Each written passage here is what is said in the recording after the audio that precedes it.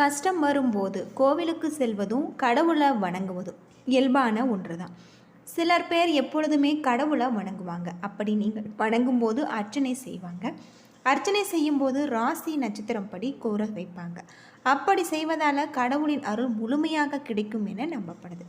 அதுபோல தான் குழந்தை பிறந்ததுமே நம்முடைய முன்னோர்கள் ஜாதகம் பார்த்துவிட்டு வந்து கூறுவாங்க. அந்த குழந்தை முருகனுடைய குழந்தை என்று கூறுவாங்க. முருகனுக்கு தான் தத்து கொடுக்க வேண்டும் என்றும் கூறுவாங்க. இதை எதை வைத்து கூறுகிறார்கள் என்றால் அவர்களுடைய ராசி மற்றும் நட்சத்திரத்தை வைத்து தான் சொல்லுவாங்க. அந்த வகையில் ரிஷபராசியில் இருந்தால் எந்த கோவிலுக்கு செல்ல வேணும் அப்படிங்கிறத பற்றி நம்ம முழுமையாக தெரிஞ்சுக்கலாம். ரிஷபராசியில் பிறந்தவர்களுக்கு முருகப்பெருமானின் அருளால் கிடைக்கக்கூடிய சில அற்புதமான மாற்றங்களை பற்றி தெரிஞ்சுக்க போகிறோம். ரிஷபராசிக்கு அதிபதியாக இருப்பது சுக்கிரன்.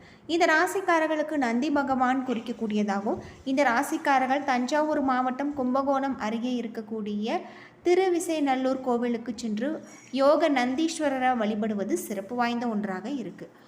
ஜாதக ரீதியான அனைத்து விதமான பிரச்சனைகளுக்கும் தீர்வு காண வேணும்னா டிஸ்கிரிப்ஷன் நம்பர் கொடுத்துருக்கோம். இந்த நம்பருக்கு கால் பண்ணி உங்களுடைய பிரச்சனைகளை சொன்னீங்கன்னா போதும், கட்டாயம் ஒரு தீர்வு கிடைக்கும்.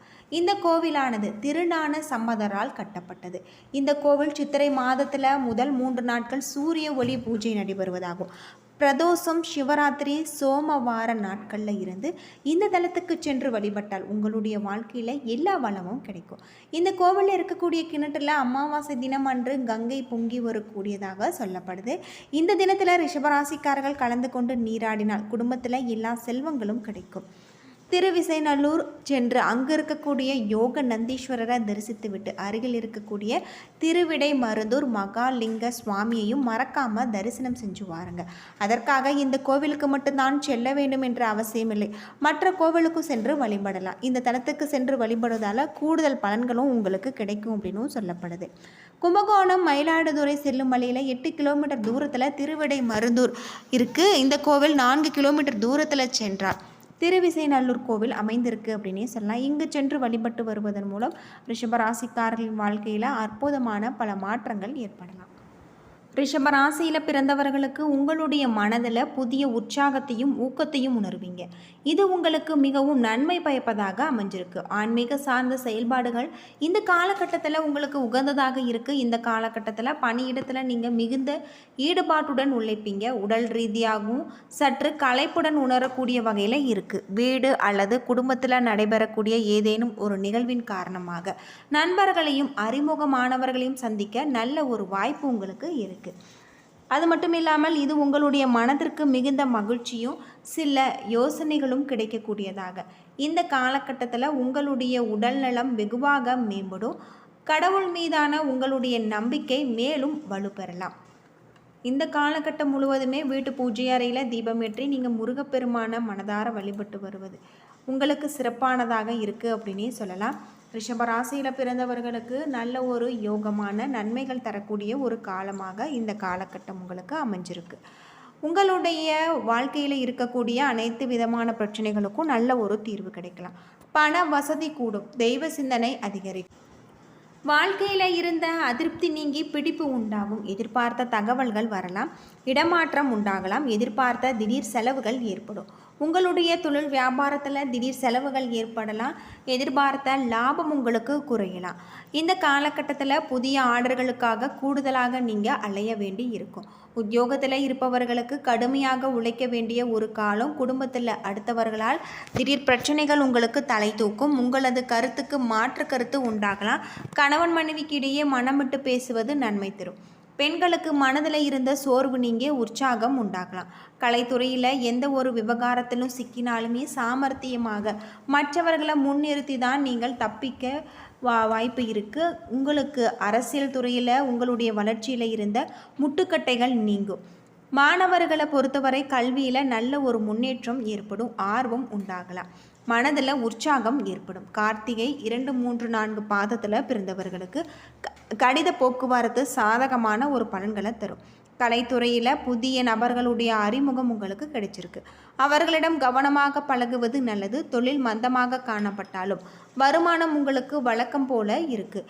கணவன் மனைவிக்கு இடையே சந்தோஷம் நீடிக்கக்கூடிய வகையில் பிள்ளைகளுக்கான தேவையான ஆடை அணிகலன்களை வாங்கி கொடுத்து நீங்கள் மகிழ்ச்சி அடைவீங்க.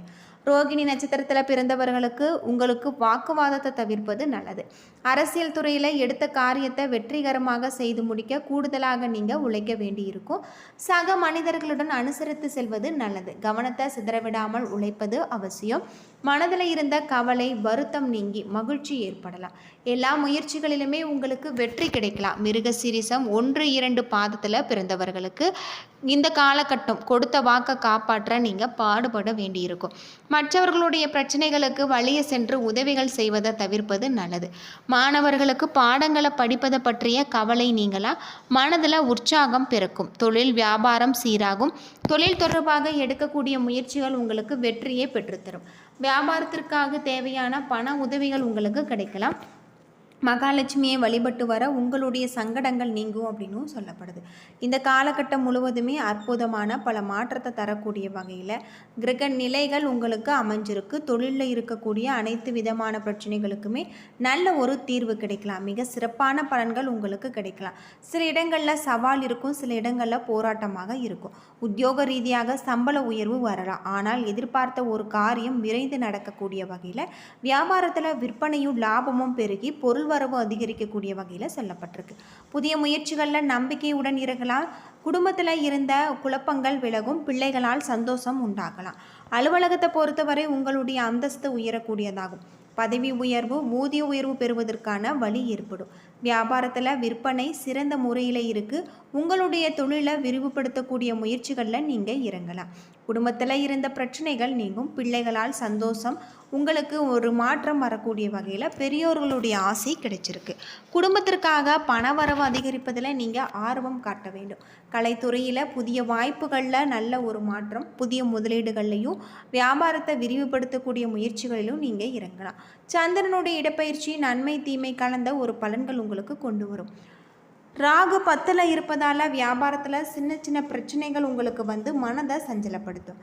வியாபாரத்தில் கணக்கு வழக்குகளில் இருக்கக்கூடிய பிரச்சனைகளை நீங்கள் எச்சரிக்கையாக கையாள வேண்டியது. பற்று வரவுகளில் சரியாக நீங்கள் எழுத வேண்டும். இந்த காலகட்டம் தொழில் உத்தியோகம் வியாபாரம் குடும்பம் ஆகியவற்றின் மேன்மைக்காக நீங்கள் பாடுபட வேண்டிய ஒரு காலகட்டமாக தான் இந்த காலகட்டம் உங்களுக்கு அமைஞ்சிருக்கு. அது மட்டும் இல்லாமல் உங்களுக்கு இந்த காலகட்டத்தில் சிறப்பானதாக குடும்பத்தில் இருக்கக்கூடிய பிரச்சனைகளுக்கு தீர்வு கிடைக்கக்கூடிய வகையில் இருக்குது. கேது 4ஆம் வீட்டில் இருப்பதால் இந்த வாரம் எல்லாமே உங்களுக்கு உணர்ச்சி ரீதியான பலவீனமாக உணரலாம்.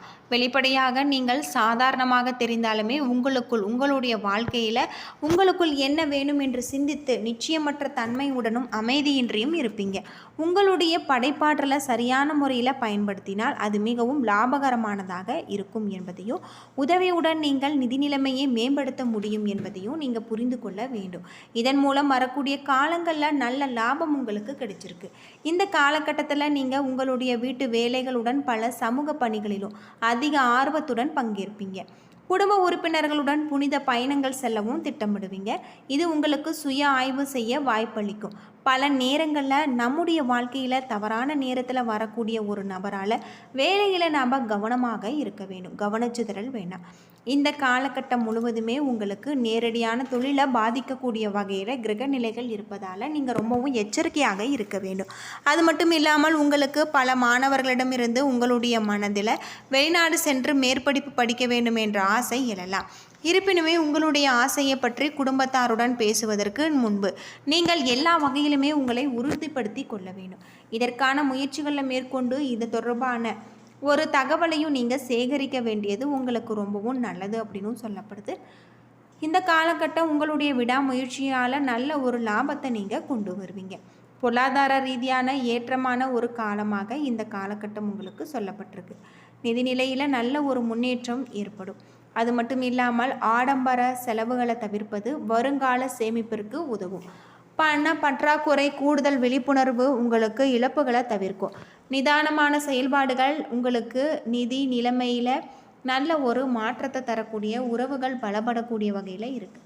தொழில் வியாபாரத்தில் ஸ்திரமான ஒரு லாபம் உங்களுக்கு கிடைச்சிருக்கு. புதிய ஒப்பந்தங்கள் கையாளக்கூடிய வகையில் பணியிடத்தில் மேலதிகாரிகளின் பாராட்டு உங்களுக்கு கிடைச்சிருக்கு. சிலர் சாதகமான மாற்றங்களும் நிகழ வாய்ப்பு இருக்குது. விடாமுயற்சியில் வெற்றியை தேடித்தரும். கண் எரிச்சல் ஏற்பட்டு விலகும். வெள்ளிக்கிழமை அன்று மகாலட்சுமிக்கு மல்லிகைப்பூ சாற்றி வழிபட, நெய் தீபம் ஏற்றவும், சந்தனம், வெள்ளை மற்றும் கிரீம் நிறம் பயன்படுத்துவது மன அழுத்தத்தை குறைக்கக்கூடியதாக, மன அமைதியை உங்களுக்கு தரக்கூடிய வகையில் சொல்லப்பட்டிருக்கு. ஆரோக்கியத்தில் விழிப்புணர்வுடன் இருப்பது நலம். பால் உணவுகளை சேகரித்து கொள்ள வேண்டும். இதனால் உங்களுடைய உடல் ஆரோக்கியம் நல்ல முறையில் அமைஞ்சிருக்கு அப்படின்னே சொல்லலாம். என்ன நண்பர்களே, இந்த வீடியோ உங்களுக்கு பயனுள்ள ஒரு தகவலை தந்திருக்கும்னு நினைக்கிறேன். வீடியோ பிடிச்சிருந்தால் லைக் பண்ணுங்கள், ஷேர் பண்ணுங்கள், கமெண்ட் பண்ணுங்கள். நம்ம சேனலை சப்ஸ்கிரைப் பண்ணலைன்னா மறக்காமல் சப்ஸ்கிரைப் பண்ணிவிடுங்க. நன்றி நண்பர்களே.